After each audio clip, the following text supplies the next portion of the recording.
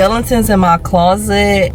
Secondary trauma from her child dying right in front of her in their home. I want to address the elephant in the room. Vanessa is not moving. She's not breathing. That picture just gave me everything I needed to know. I don't want to go into too much detail. And I know that's not of God to be fearful, but I'm human, y'all. Everybody hating on me. And it was a cute chubby. I was like, oh my God, you're so cute. I am a parent that will blame myself for every little single thing. Burnt out. Like, I have not stopped working since I started working. A lot of times people don't like to put behind the scenes because they want a picture perfect life. My brain has some type of blockage. I pray that that's not the case, having been, you know, SA'd in the past. Welcome to Talk to Me Nice, because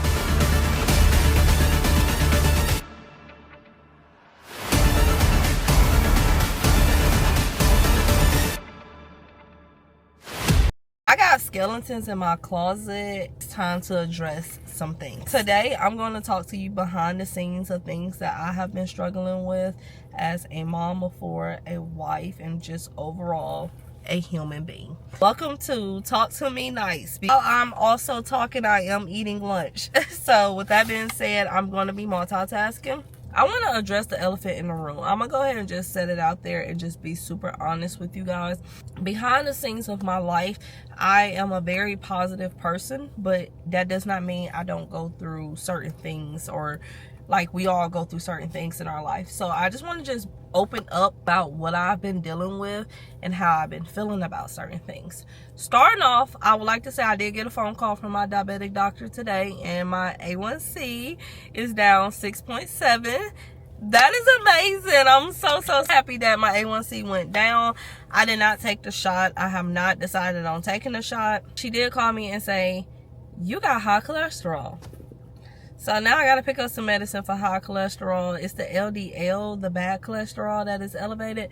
So with that being said, y'all, I know I got to stop eating these foods that I'm eating. I know. Number one I like to talk about is my mom's health. If y'all don't know, my grandmother is the one that was in the room with my aunt when she passed away in their home. With that being said, my grandmother has experienced secondary trauma from her child dying right in front of her in their home. My mom has been staying with my grandmother ever since my aunt passed away back in December. And my grandmother is an 87-year-old woman that tries her best to make sure that my mom is being taken care of with her sugar. My mom is a diabetic. I just feel like she's 63 today, and I feel like she has just been stuck in her ways. And as much as I've been telling her, like, you have to change the way that you're doing things, and she'll be in agreement with it, but then it goes right back to square one. For the last couple of months, I would say almost a year now, she has always had high blood sugar ratings and still do. But recently her blood sugars has been dropping so low that when we are getting to her, or when they gets to her, she's like, she can't do anything. She's like mumbling, she's like clammy, sweaty, and we know that her sugar didn't drop too low. She will bar shut her mouth, like shut it down so tight that we can't get nothing in it. I don't know what's really is going on with that situation. So for the last couple of days in a row, I'm talking about from Monday, Tuesday, Wednesday, like every single day for the last couple of days, my mama's blood sugar has dropped to like 30, to like 24, to like 40. The ambulance had to come. So she was admitted one time to the hospital and they let her go the next day. But the ambulance came one day and they sent her back home. So it's like your sugar is steady bombing out. She's taking this insulin, which we telling her she does not have to take all of that insulin. But she's taking the insulin, which causing her blood sugar to drop, especially in the mornings. That's when all of this happens. right when grandma wakes up to go and check on her, which is a scary feeling for grandma. Is because similar to what happened with her other daughter. So you can only imagine how much stress that is putting on grandma. With that being said, my niece is the one who called me when my aunt was, what happened with my aunt. And at that time, I'll never forget that night. I was sitting in the bed and my niece calls me. We talk all the time, every single day throughout the whole day. So it's not abnormal for us not to talk. But what really got it was when I didn't answer the phone because I was talking to my husband uncle at the time. He was down visiting from Detroit. So I see my phone ring. She calls me all the time, so it's normal. So I see it ringing and I see that she called me the second time. I was like, okay, well, I'll just give her a call back in a minute. But she called me like the third time. I was like, okay, let me answer the phone.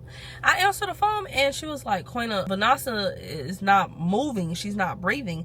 I said, what? I said, call the ambulance. Like, what's going on? She said, Grandma called the ambulance. She's like, I'm almost there. I'm almost pulling up. Grandma just called me and said Vanessa like got blood coming out her nose. I was like, oh my God, like somebody called the ambulance. Like, I'm freaking out. I get up. I'm talking about, I'm shooting off, running down the hall. And I'm like, we're going to have to do something about this. I live 45, 50 minutes away from them. So I told my husband, I said, look, stay home with the kids. I got to get to Count City. In the midst of me finna leave out the door, I had this feeling in my gut. I don't know where that feeling came from, but I just knew that she was dead. You know what I'm saying? Because Shay sent me a picture when she got there, right when I was finna leave out Shay is my niece, by the way. Right when I was finna leave out, Shay sent the picture, and that picture just gave me everything I needed to know. I don't want to go into too much detail, but just, you know, you just know, okay? So I get to Count City, and sure enough, they have the sheet over her, and I was just like, yeah, I'm not gonna cry. But anywho, this is like a cycle that's going on with my mom. So every time Shay calls me, it's like I'm panicking now. And I know that's not of God to be fearful, but I'm human, y'all. I'm human. So every time Shay calls me, my heart is like I hope nothing happened to my mom. And then when they call, I'm getting these phone calls like, Ned is not responding. Ned is my mom's name. Ned is not responding. She's not, you know, her sugar didn't drop too low. And here I am back scared. Not only am I scared to hear the bad news, but I'm scared to answer my niece's phone. So I feel like now I have trauma. Going into number 2, my daughter Aaliyah, who is my oldest, she'll be 12 in June the 17th. She's getting into an attitude now where everybody hating on me, like that kind of attitude, which I know it can be normal, but it's also like humble yourself. I was telling her like you need to humble yourself. Me and her have really good talks, and it's just like she used to be bullied her whole entire life. If y'all don't know, my daughter used to be a little bit on the heavier side growing up, and it was a cute chubby. I was like, oh my gosh, she's so cute. It still is beautiful, but she lost a lot of weight, and I feel like what happened is it started to, I know she built her confidence, and I love that, but I don't like for it to be arrogant. I don't like the arrogancy. She's struggling with finding that common balance. Like, yes, you're a beautiful girl, but do not look down on nobody.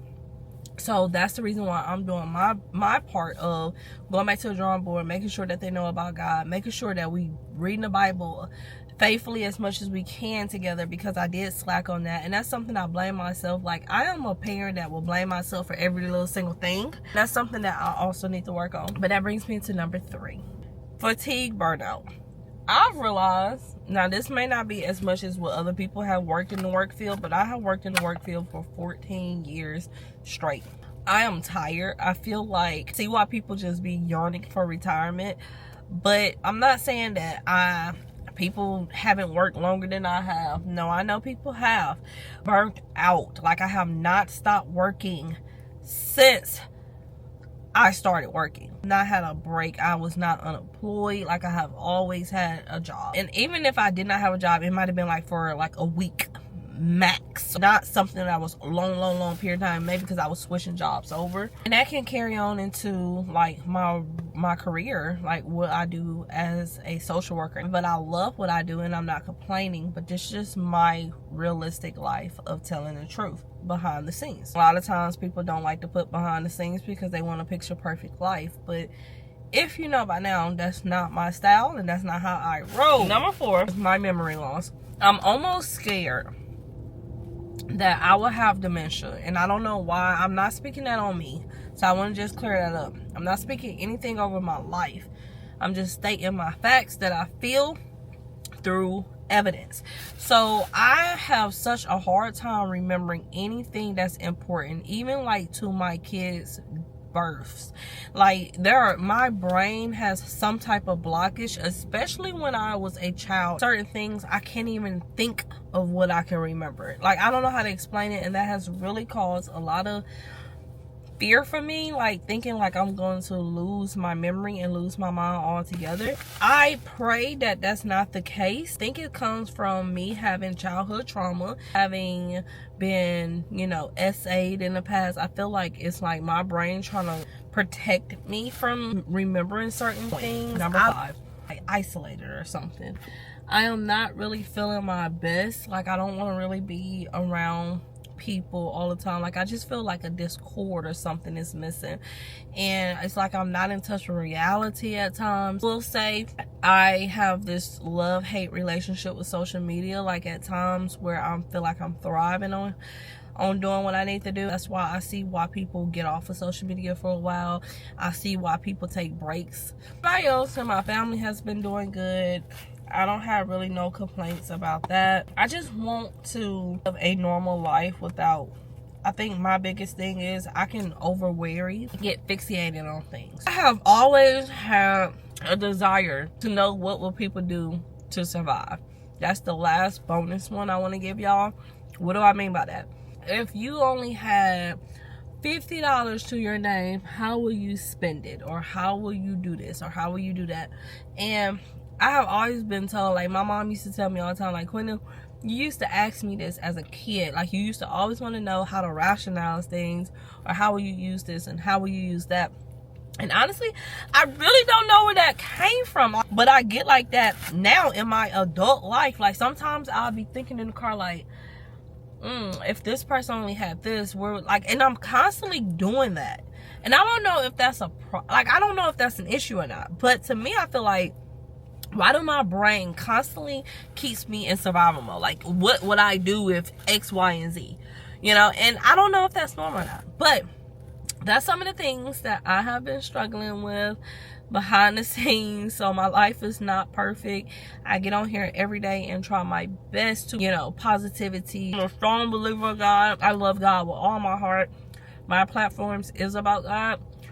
So with that being said, if you liked this video and you feel like other people may have been struggling with the same thing or can identify, send this video to them. Share, send, subscribe, like this video, comment, tell me what y'all behind the scenes are, and I will see y'all on the next video. I love y'all from the Bow family.